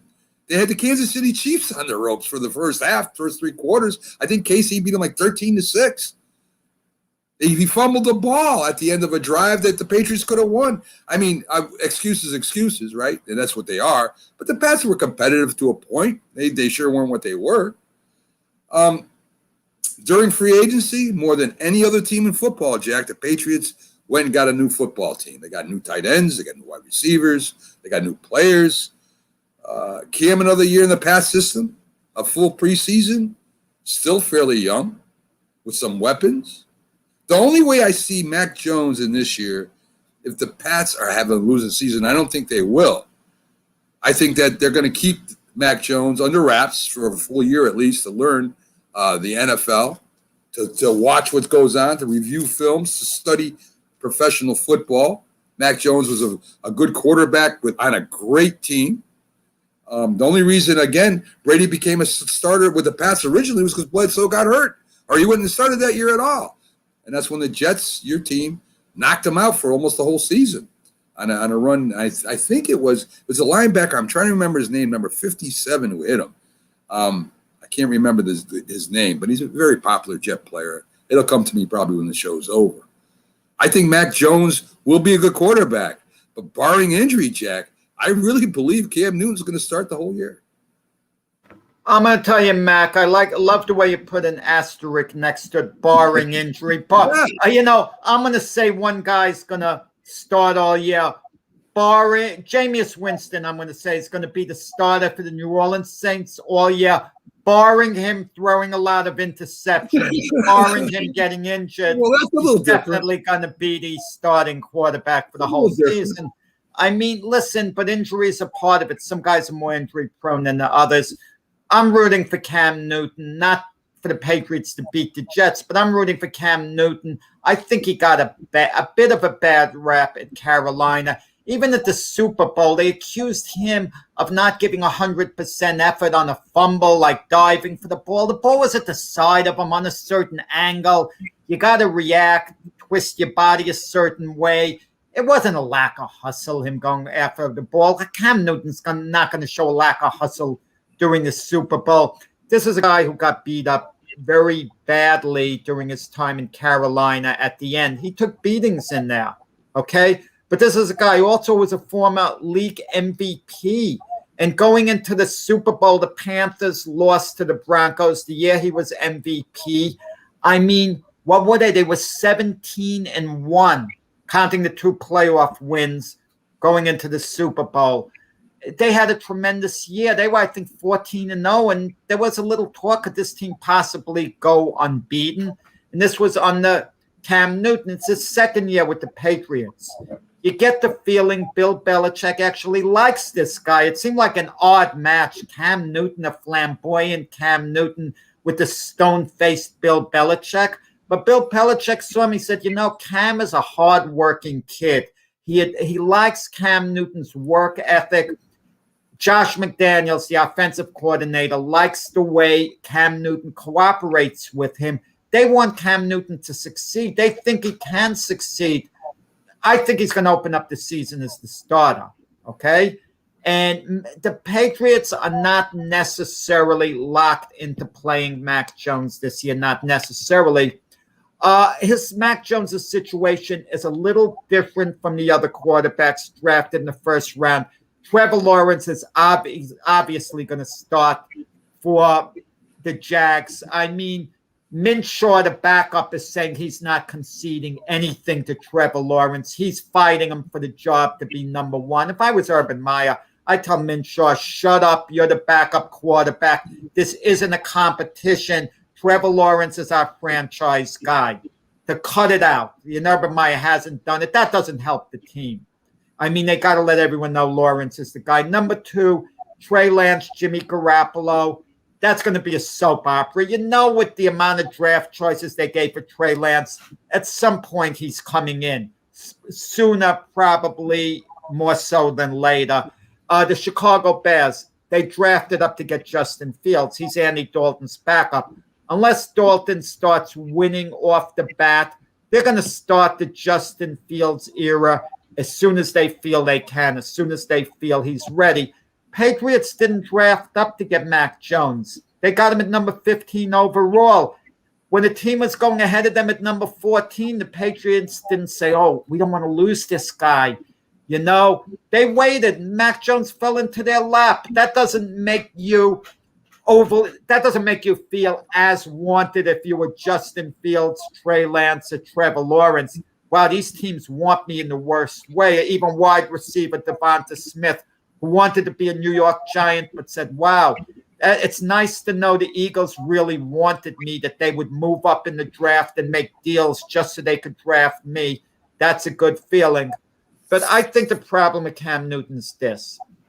He does get injured. It is a long season, okay? Unless the Patriots are going to have a heck of a year, which is 11-6, 12-5, and Cam Newton's on top of his game, at some point, Mac Jones is going to be playing during the year and assuming the starting job. But the Patriots are going to be sure that Mac Jones is completely ready. And from everything I've heard, Mac Jones has tremendous maturity,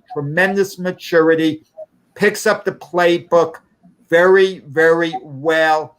And can we see Cam Newton being the starting quarterback from wire to wire? For that to happen, Cam Newton's going to have to go back in the time capsule. He's going to have to become the Cam Newton of, let's say, 5-6 years ago.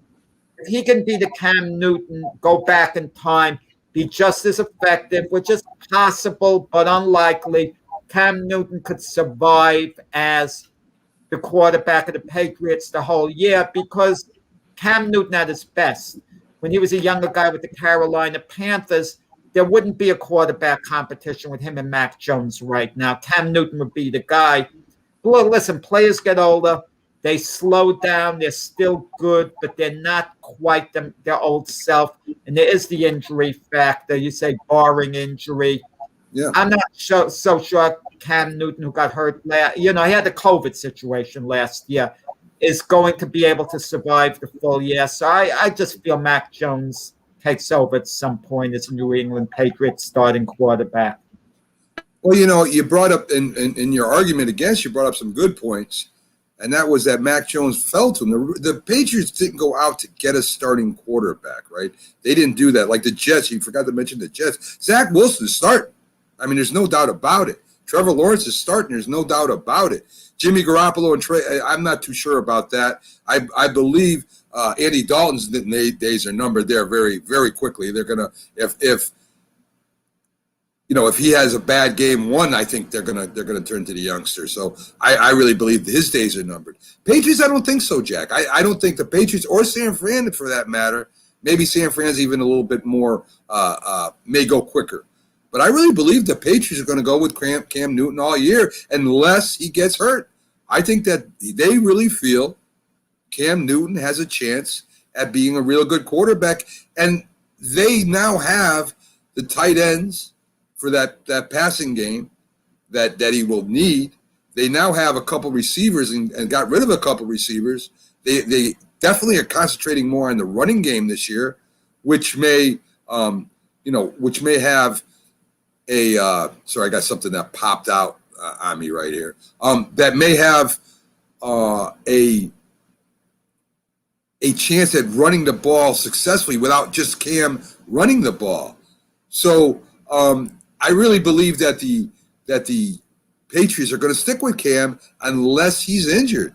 And I don't think he's going to be injured, Jack. I really don't this year. I mean, he should have got injured last year. He carried the ball so much. He was their number one running back, really. So if Cam can throw the ball decently, if he can throw it over 50% and connect on some plays, the Patriots have a good shot of having a winning season this year. And if they're having a winning season, I don't think you're going to see Mac this year. You might see him next year if they, like I said, barring injury, well, maybe. Maybe if Cam Newton gets injured, yeah.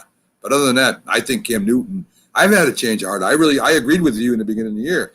But what they did in free agency and who they drafted, I think Cam's going to be there this year, Jack. Well, you get the feeling, too, Bill Belichick, Josh McDaniels, they have that year invested in Cam Newton. And they know last year was kind of like a short season for him. It's not completely fair. They brought him back on not a big quarterback contract, actually a small contract for starting quarterback. He's getting like $5 million a year, thereabouts. And Cam Newton wasn't going to get a starting job elsewhere. The smartest thing for him was to do it, stay at New England. And he's shown leadership with the other players around him. He's been happy-go-lucky, as far as communication goes. And Bill Belichick hasn't had to deal with his flamboyance because Cam Newton is, he'll dress fancy, but Bill Belichick, I'm sure, doesn't mind that he walks into a room dressed in a fancy outfit. That's like, the modern young man. That's great. That's fine. But Josh McDaniels, he apparently got along so well with, taking instruction, even though he's a veteran. And they got the best of both worlds. But, to see Mac Jones just on the bench the whole year, Cam Newton's going to have to, from wire to wire, be the Cam Newton of old. Stay healthy and be the Cam Newton of old. And I just don't think it quite happens. At some points, Mac Jones is going to start a game. I get a feeling it could be as early as week 4 when they play the Tampa Bay Buccaneers, where they bring out the new quarterback, I don't think so. It depends the start. Listen, last year, you brought that up. The Patriots won their first 2 games. Then they're playing Seattle the night game. They get stopped on the goal line. If they score, they're 3-0 to start the year. And the thought would be, who needs Tom Brady to win? In New England. And then it kind of turned. Tampa started to win. New England started to, come apart little by little. See, knowing Bill Belichick, what he said when Drew Bledsoe got hurt. Bledsoe was a starting quarterback, and Bledsoe was a very good quarterback for the Patriots. If you remember, I think he got Rookie of the Year that year, the first year he played there. Great arm, big drop-back passer. But when he got hurt and Brady won the first few games under him, Bledsoe was willing, ready to go. And Belichick said, we're winning with Brady. Why would I go back to – we're going to go with who wins. I think that with Cam, if they're winning, I guess I should say that too. If they are winning, they're not going to put Mac. There's no way Mac Jones is going in. He's not going to upset the apple cart. That's just Bill Belichick. Well, Belichick, who was an assistant under Bill Parcells for a lot of years, he has a so-so relationship with Parcells. They're friendly, but he has certain resentments the way he was treated. Sure. And he might not say that Parcells had too big an influence on him, but Parcells did to an extent. Look, when Parcells coached the Dallas Cowboys, they started Drew Henson one game. Drew Henson was, their big prospect. And in the first half, Bill Parcells yanks Drew Henson and puts in Vinny Testaverde, who was the backup for the Cowboys then. And the Cowboys win that game just by 7-6. But Jerry Jones afterwards, I don't want to say was complaining, was telling people, well, why didn't Bill even Drew Henson? We want to see what Drew Henson can do. And Bill Parcells' answer was Testaverde gave us the best chance to win this game. So Right. Belichick's thinking isn't to groom Mac Jones for the future. It's who can win for him now. Who can win this week, this particular week. I agree, Jack. And like I said, right now, Bill Belichick is not the kind of coach that panics, right? He's not that coach. He's not a coach worried about his job. He's not a coach that if he doesn't win this, go to the playoffs this year, he's going to be fired. A lot of coaches are in that position, right? And there's a lot of new coaches out there that are starting new quarterbacks because it's the beginning of their career in the NFL. Belichick is not the beginning of his career. He's already one of the greatest coaches, coaching probably the greatest organization in football history. You're talking 9 Super Bowl appearances, and winning 6 of them. You can't say that about any other team, as one coach did over the history. So he's not worried about his job. He's not worried about whether they're going to fire him at the end of the year. He'll still have a winning season no matter who the quarterback is. I think Belichick's that good. So there's no pressure on him to start Mac Jones, where there will be pressure on other coaches if their starting quarterback is not winning or not having a good season to put in a new kid. So that's another reason why I think Cam Newton, if he starts and he's playing well, they're not going to yank him this year, Jack. There's no way. They're going to go with what. Well, the pressure starts. You'd be surprised the amount of fatigue if the media, fans start piling, and we want Mac Jones, we want Mac Jones, we want Mac Jones. Eventually, it wears on the coach. He's resistant in the beginning. I don't think Belichick's like that. It could wear on him. It could. I think in the case of Belichick, he's just going to play whoever he honestly thinks gives him the best chance to win the next game. And also, Robert Kraft is an involved owner. He hasn't been maybe overly involved with Belichick, as Belichick has been so wildly successful over the years. But he might call Belichick into the office. He does sign the checks and says, Bill, what do you think about giving the kid a chance? And Belichick will go, not yet. And you kind of wonder, Robert Kraft seems like a wonderful man, and maybe he is. Maybe he's a great human being. I don't know. But outside appearances, make him look like a good guy.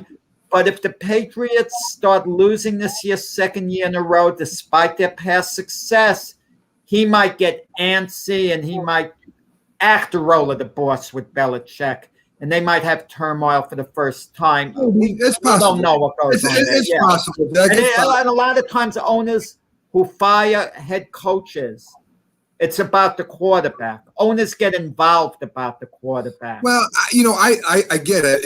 If Belichick was just starting, or if there was a chance he'd lose his job because they had a 3-game losing streak, I could see that. But he's not in that kind of jeopardy, right? He's not in that jeopardy. The head coach of Chicago's in that kind of jeopardy. The head coach of San Francisco might be in that jeopardy. Well, Matt Nagy knows the plan is for Justin Fields to start. It's just a question of when. They would like it to be this year, but if Andy Dalton is winning, he hangs on as long as he wins. I'm saying it's still iffy with them, Jack. And again, you got 2 organizations with 2 new head coaches. I mean, they're trying to set an example. They're starting a brand new team in Jaguars and the Jets. Why not go with their rookie quarterback? I mean, why not start off fresh? That kind of makes sense. And the Patriots are a little different. And not that Mac Jones may be the starter next year, maybe. But I don't think this year they're going to throw that kid out there. I think Belichick's smart enough to know that he's got a leader, if not a great quarterback anymore, at least a leader that will be there for him. And if he doesn't get hurt, the Patriots will be in. They were in games last year. They're going to be in games. They're going to win more games than they lose this year. I can almost guarantee that just with the team overall. Belichick's under no pressure at all to play his rookie quarterback, where some coaches would be. And that's why, I've kind of had to change my, I was with you in the beginning here. I thought they got a new kid. He's going to be the quarterback. Cam Newton's a little old in the tooth, a little too injured. I've kind of changed my mind now. I think situations and things change as you go along. And like I said, even when Bledsoe, as great as he was, got hurt, and the Patriots were winning, when they went over to Tom Brady, they didn't go back to Bledsoe because the Patriots were winning. Barring injury, Jack, I have a feeling Cam Newton's going to be the quarterback the whole year. He's got to perform. He's got to perform. He had a shortened season last year.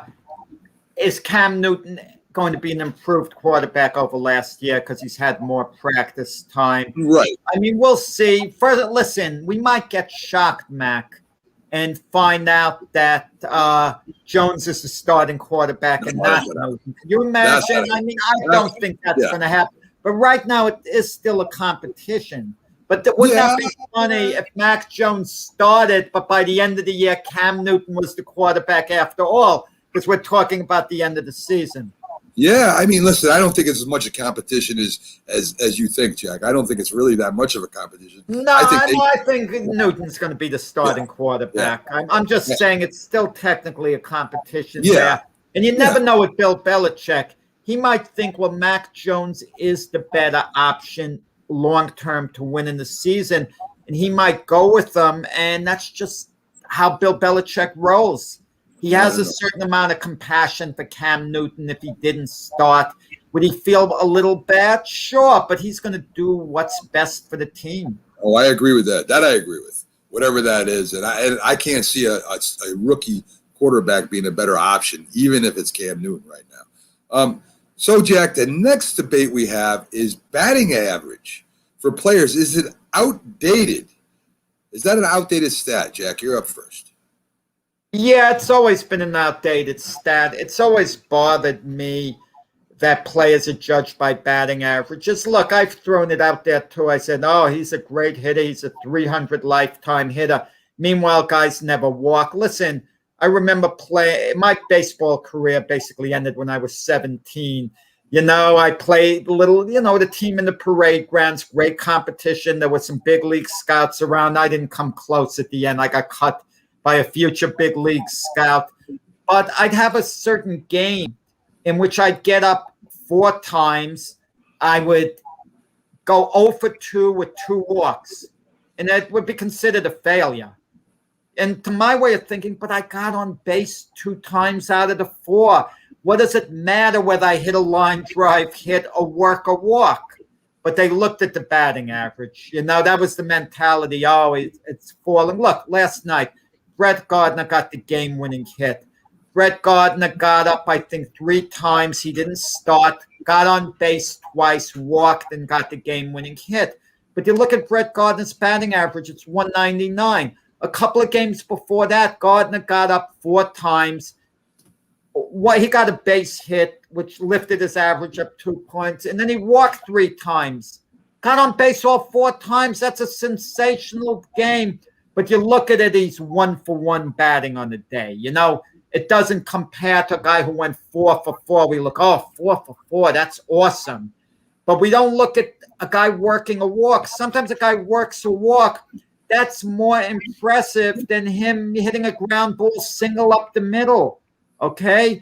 And batting averages count for something, don't get me wrong. And it's more like on-base percentage. We want a guy getting on base. Now, a hit means more in certain situations, obviously. If a guy's on third base, you get a hit, you're bringing him home. That means a lot more than a walk. I understand that.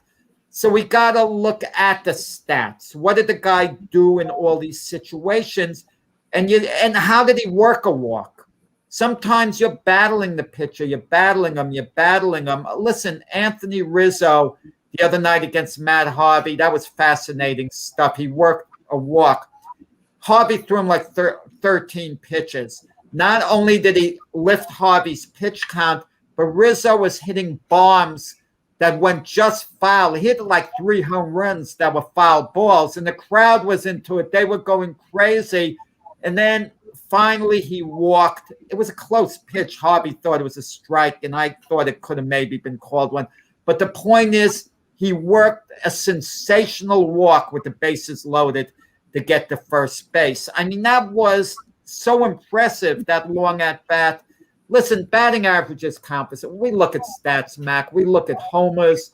We look at RBIs. We certainly look at batting averages. But I don't want to hear, well, a guy's hitting 199, cut him. Let's get rid of him. Like in the case of Brett Gardner, because Brett Gardner's worked so many walks in key situations, okay, that were important walks. You know, so the batting average, it counts for something. But no, to me, it's not as important as it used to be. And I think the GMs, the people that do the analytics, it's not as important to them anymore either. But there's that Mendoza line. You want to see a 2 before the batting average, at least 199. Psychologically doesn't feel good when you look at a guy's BA. If he's hitting 201, then you could say, well, he's got all these walks, this, that. Who cares that he's hitting 201? It counts for something, batting average, obviously. It has to, but it's not as important as it used to be.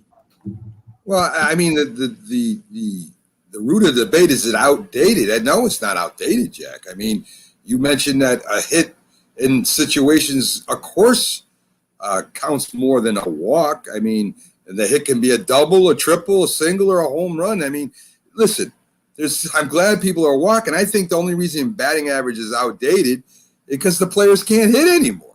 Right? I mean, who hits over 300 anymore? I think we've adjusted the stats to make people look better than what they are because they're batting 220, but their on-base percentage is 400. Well, that's just great. I mean, on-base percentage could be a fielder's choice too, right? I mean, if the guy throws out the other guy, but you made it on base, I mean, how does that make sense?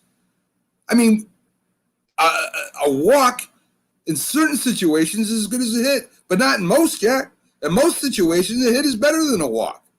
I mean, if you're driving in runs, it's hard to drive in runs when you're walking. It's hard to get to second base when you're walking. It's hard to get to third base when you're walking. If you're hitting the ball, you're going to make it there. Ted Williams is known as one of the greatest hitters, well, maybe the greatest hitter, because he batted over 400. Rod Carew. I mean, we could go on and on and on about, the batting percentage. Even Babe Ruth had a 340-something batting average, and he was a home run king. Walking is fine. I mean, if it's better than a strikeout, right? It's better than grounding out. It's better than hitting a double play, of course. But how can that batting average be outdated unless we make it outdated? I mean, when we're looking at games today, it blows my mind that people search for reasons to make somebody better than what they are. Brett Gardner right now is an average baseball player, Jack. I love Brett Gardner. I think he's done a lot for the Yankees. I think he's a good ball player. He's a solid ball player. His batting average stinks. He's not a good hitter. He had one good hit this year that helped them propel them to win last night. You know, pitchers do that once in a while. I mean, listen, to me, a batting average is the base for judging a hitter. Just because they're not hitting 300 anymore doesn't mean it's outdated. It means that the hitters can't do it anymore. And it's funny how the media and fans alike say, well, hey, he's on base 330%. I guess that's good. I mean, yeah, he got on base. I'm happy about that. Did he drive in a run? Was it a fielder's choice? A good hitter will do hit and runs, will do sacrifice plays, flies and bunts when he needs to do that. Of course, he'll give up a hit in certain situations just to score a run. So if you walk with a guy on third base and you can't put the ball in play to pop it out to drive in that run, if you can't hit behind the runner to drive him to the third base when he only should be going to second, I mean, that's not really being a professional baseball hitter. So I think you might say it's outdated. I think the only thing it is ignored because batters can't do it anymore, Jack. The majority of the batters cannot hit the ball. And it's a shame to me.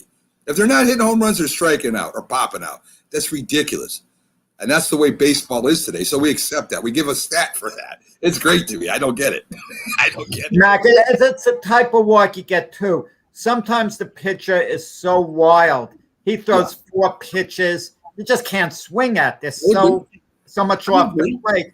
But then you get the at-bats where they stay alive. They keep fouling balls off, and eventually they really earn their way, with that walk. Listen, remember Paul O'Neill in the World Series, Yankees against the Mets? He kept battling Armando Benitez, fouling ball off after ball, and eventually Benitez walked him. That was one of the great walks. He kind of earned that. And it depends on whether there's anyone else on base. Look, if there's no one on base, a walk is every bit as good as a single. Every bit is good. It doesn't matter whether the guy swings. A walk in certain ways can be more impressive. But Jack, But there's no pressure on the defense to try to make a play, is there? If you walk, everybody rests. Say I get a single, and I'm coming around first, and the outfielder bobbles it, and I go to second. It's only a base hit, but I got a double out of it. On a walk, that don't happen. So I disagree with you to a point there. There is pressure put on the defense when you hit the ball. There could be an error. There could be a misplay. There could be anything could happen. It could get by him and go to the wall. So I don't believe that a walk is good as a single in any case. I think a single is twice as good as a walk. Walk you up the starting pitcher's pitch count, and you could force the other team to go into their bullpen. So it does have a bearing on the game, upping the pitch count. What's wrong with getting a hit after four pitches is getting a walk? What's wrong with that? But bottom line is the guy's on first base. It's possible an outfielder bobbles a single. It's unlikely. Look, the outfielder could bobble the ball and then throw the batter out who's trying to reach second as well. True. I understand if a guy's on third base, there are 2 outs, you walk. You didn't drive in the guy from third. It's up to the next batter. Okay, and if the next batter makes an out, that walk really counts for nothing. Hey, listen, okay? But if the next batter hits a double and you can come around at first base, then it counts a lot. I'm all for getting on base as you can, but you can't say the batting average is outdated when so much can hit on it. Right on that one hit. Now, a hit is a home run, Jack, is a hit. So, I mean, I don't know how you could even say it's outdated. Of course it's a valid stat. It's probably the most valid stat. And Jack, I really believe that we are saying we are bringing down the level for hitters right now. We're saying, you get on base, that's good. And no, get a hit. Go bat 300, please. Would you please bat 300? At least bat 270, 250. Not 199, 220. What are you talking about? You're no longer a professional hitter. And do you know how many hits are made on bad pitches, Jack? Guerrero, the old man used to hit bad pitches for home runs. I know Ted Williams used to hit bad pitches out of the zone, take them to the other way. I know. That's great, Max. So you would cut Brett Gardner if you were the Yankee GM. You'd call him and say, your batting average is 199, Gardy. You're not getting it done. The heck with your walks. We're not paying you to get walks. We're paying you to get base hits. I would say to him, and this is based overall, that he's not the fielder he used to be. He's sure not the hitter he used to be. And he's a little bit older. He wouldn't be starting, that's for sure, Jack. I mean, I would not sign him to a big contract. I wouldn't give him a couple. But he's the only Yankee outfielder who never gets injured. That's why he plays a lot, because everyone else is getting injured. He's always available. He's always there. Getting a walk. Well, listen, Jack, getting a walk at batting 199 is not good enough for me. You got to hit the ball. I'm sorry. That's a professional baseball player, a professional hitter. You got to hit the ball and not just pop up either. You got to hit the ball and bat. 270. Give me 270. I'm happy. I'm not asking for 300. Give me 270, 260 with a lot of power. I'll take it. I'll take it in a minute. Barry Bonds. Mac, you've turned over. You used to be a big proponent of small ball, but you're like me now. You want the big innings, the long ball, and all that. A good base hitter for coming on board finally. A good base hitter hits doubles, hits singles, and drives in runs, Jack. They don't do that no more. They don't hit doubles anymore like they used to. They don't hit triples like they did anymore. They don't bunt like they used to anymore. They don't do that anymore. So coming around, not even close, Jack. So, folks, we had one more topic to get to. We're not going to get it. We're going to set it up for next week. Is boxing as important in sports Olympics as it used to be, or as important as the other sports in the Olympics? We'll talk about that maybe next week. The Olympics will still be going on, right, Jack, next week? No, the Olympics end tomorrow, but we could talk about it next Saturday for sure. Yeah, we'll talk about it then. Because it has a rich history, with certain famous boxers. I agree. Participate in the Olympics, so we could reminisce about that. I agree with that. So we'll hold that off to next week, folks. Thanks for joining us today on the debate show. We had a lot of fun doing it. Tomorrow, again, This Week in Sports, which will become the big football show as we get closer. We got two-time Super Bowl champion Jim Jeffcoat will be on tomorrow with us as co-host last hour, and the great Robert Butler from Sportscope. Controversial, a lot of information. say about anything. So he's a fun guest to have on. Thanks for joining us this Saturday. Have a great Saturday night, folks, and we'll see you tomorrow, 8 to 10 on the Mac and Jack's Sports Show.